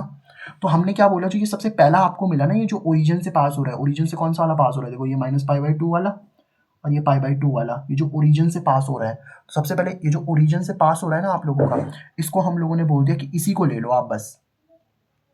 इसको हम लोग क्या बोल देते हैं, इसको हम प्रिंसिपल वैल्यू भी बोल देते हैं, प्रिंसिपल वैल्यू ब्रांच, या प्रिंसिपल ब्रांच बोलो बस, प्रिंसिपल ब्रांच बोलोगे। साइन एक्स का ग्राफ है भाई, साइन इनवर्स एक्स का ग्राफ नहीं है, वो भी बना के दिखाता हूँ मैं आप लोगों को। समझ पाए आप बात को, बताओ क्या आपको इतनी बात समझ में आई, बताओ कोई दिक्कत तो नहीं है ना। तो ये तो हमने किसका ग्राफ बना दिया बताओ, F X is equal to कितना, साइन एक्स, ठीक है। देखो ऐसे बहुत सारे इंटरवल हो सकते थे ना, तो हमने बोला ये वाला इंटरवल लो बस, जो मेन वाला इंटरवल है ना, वो -π/2 से π/2 तक माना गया। इंटरवल तो बहुत सारे हो सकते हैं, देखो यहाँ से यहाँ तक भी रिपीट नहीं कर रहा, फिर यहाँ से यहाँ तक भी रिपीट नहीं कर रहा, ऐसे बहुत सारे ब्रांचेस हो सकती थी, बट हमने मेन ब्रांच ली थी, ठीक है। अब इसको उल्टा कर लेंगे, ये फंक्शन जो F X equal to sine X वाला फंक्शन था ना, अब तो इसको उल्टा कर सकते हैं, बताओ क्यों उल्टा कर सकते हैं सर, क्योंकि देखो इसकी डोमेन और रेंज को हमने 1/(1) बना दिया, तो 1/(2) बना दिया, तो अब आप इसका उल्टा कर सकते हो, तो कर लो अब इसको उल्टा। यानी कि अब हम लोग किसका ग्राफ बनाने वाले हैं, F X equal to sine inverse X का। तो साइन इनवर्स एक्स का ग्राफ बना दोगे ना यार, अब आप लोग बहुत इजीली बना सकते हो। देखो आप लोग, देखो कुछ नहीं करना, जो एक्स एक्सिस पे है उसको वाई एक्सिस पे डाल देना है, और जो वाई एक्सिस पे है उसको एक्स एक्सिस पे डाल देना है, ठीक है। तो मैं डाल के दिखाता हूँ आप लोगों को, ठीक है। तो ये बन जाएगी वाई एक्सिस, ठीक है। ये आपके पास में वाई एक्सिस है भाई, और एक्स एक्सिस तो छोटी बनेगी इस बार, तो ये आपके पास में क्या है भाई, एक्स एक्सिस है, ठीक है। ये 0 हो गया। अब देखो वाई एक्सिस पे क्या डालना पड़ेगा भाई, जो एक्स एक्सिस पे है, तो एक्स एक्सिस पे क्या है जरा चेक करो, करो ना चेक, एक्स एक्सिस पे क्या है बताओ आप लोगों का। एक्स एक्सिस पे ये तो 0 हो गया, तो π/2 ऊपर चलते हैं ना पॉजिटिव, तो यहाँ आ जाएगा π/2, फिर कितना आ जाएगा बताओ, π/2 के बाद पाई आ जाएगा, फिर 3π/2 आ जाएगा आपके पास में, फिर 2π आ जाएगा। बड़ा सिंपल है ये तो, है ना। ऐसे यहाँ पे देखो नीचे कितना आ जाएगा बताओ, नीचे भी डाल दो आप वैल्यूज़ को, मतलब जो इधर वाली है, माइनस का π/2, माइनस का पाई, माइनस का 3π/2, और माइनस का कितना बताओ 2π, और यहाँ पॉजिटिव में इधर 1 चल रहा है, तो पॉजिटिव में 1 डाल दो, और नेगेटिव में कितना डाल दोगे बताओ, माइनस का 1 डाल दोगे। बस अब वैल्यूज़ रखनी है आप लोगों को। देखो वैल्यूज़ कैसे रखेंगे बताओ आप लोग, बहुत सिंपल है ना। देखो पाई 0 पे तो 0 ही है, तो 0 पे 0 ही रखेंगे। π/2 पे कितनी है बताओ 1, तो π/2 पे 1 रख देंगे हम लोग इस तरीके से, ये वाली वैल्यू है ना। 1 को थोड़ा इधर कर लेंगे तो कोई दिक्कत नहीं है, यहाँ मान लो थोड़ा सा 1 को, है ना, ये 1 है, ठीक है। तो π/2 पे तो 1 आ गई ना वैल्यू, तो वो लिख दी हम लोगों ने। ऐसे देखो पाई पे कितनी है 0, तो पाई पे 0 हो जाएगी भाई। 3π/2 पे कितनी है -1, तो हम लोगों ने -1 लिख दी भाई, ये वाली -2 और 2 पाई पे फिर 0 हो जाएगी। तो बस इन पॉइंट्स को आप मिला दोगे तो आपको ग्राफ बन करके तैयार हो जाएगा भाई, ये ग्राफ। ठीक है, ये पॉइंट्स मिला दिए ना हम लोगों ने। ऐसे देखो 0 पे तो 0 है, -π/2 पे कितनी है, चलो चेक करो, -π/2 पे, तो -π/2 पे कितनी है, -1, तो -π/2 पे कितनी है, माइनस का 1 लिख दिया हम लोगों ने। -π पे कितनी है, यहाँ से देख रहे हैं ना आप लोग को, -π से कितनी है बताओ, 0, तो -π पे फिर 0 हो जाएगी आप लोगों की। -3π/2 पे कितनी है, 1, तो -3π/2 पे कितनी हो जाएगी, 1, और -2π पे कितनी है आप लोग की, 0, तो ये हो जाएगा। तो बस इस ग्राफ को आपको इस तरीके से बना देना है भाई, ठीक है। This is the graph of sign inverse x. तो ये हम लोगों ने किसका ग्राफ बना लिया बताओ, साइन इनवर्स एक्स का ग्राफ बना लिया। अब देखो ये जो हमने साइन एक्स की डोमेन और रेंज लिखी थी ना, इसमें उल्टा हो जाएगा। मतलब जो साइन एक्स की डोमेन है वो साइन, मतलब जो साइन इनवर्स एक्स की रेंज है, मतलब सॉरी यार, जो ये तो साइन एक्स की बात कर रहे थे ना हम लोग, ये तो हमने साइन एक्स की बात करी थी, F X equal to sine X की। तो साइन एक्स की जो रेंज है वो यहाँ डोमेन बन जाएगी, उल्टा हो जाता है। तो डोमेन कितनी आ जाएगी बताओ आप लोग की, डोमेन आ जाएगी -1 से 1 तक, -1 से 1 तक। और रेंज कितनी आ जाएगी बताओ आप लोग की। देखो रेंज आप ये भी लिख सकते हो, ये भी लिख सकते हो, लेकिन मैंने आपको कहा है ना मेन ब्रांच ये वाली होती है, तो इसको लिख दिया करो आप लोग, ठीक है। तो -π/2 से लेकर के π/2 तक, ठीक है। आई होप आप लोगों को ये जो बात है ना वो अच्छे समझ में आ गई होगी, और एक graph of sign inverse x भी आपको क्लियर हो गया होगा, और साइन एक्स का ग्राफ भी आपको क्लियर हो गया होगा, ठीक है। तो यहाँ पे हम लोग ट्रिग्नोमेट्रिक फंक्शन में साइन एक्स का, मतलब जो आपको एकदम बेसिक कॉन्सेप्ट है ना, एकदम बेसिक कॉन्सेप्ट, एकदम बेसिक कॉन्सेप्ट है जो कि होता क्या है यार ये ट्रिग्नोमेट्रिक फंक्शंस वगैरह, आई होप मैं आपको वो अच्छे से समझा पाया हूँ, ठीक है। तो बस मिलते हैं हम लोग नेक्स्ट वीडियो में। अच्छा, अगर आपको cos x, tan x, cot secant x, cos secant x, इन सब की भी अगर आपको ग्राफ वगैरह जानने हैं ना, तो मेरे को बता देना कमेंट में, I will draw this graph.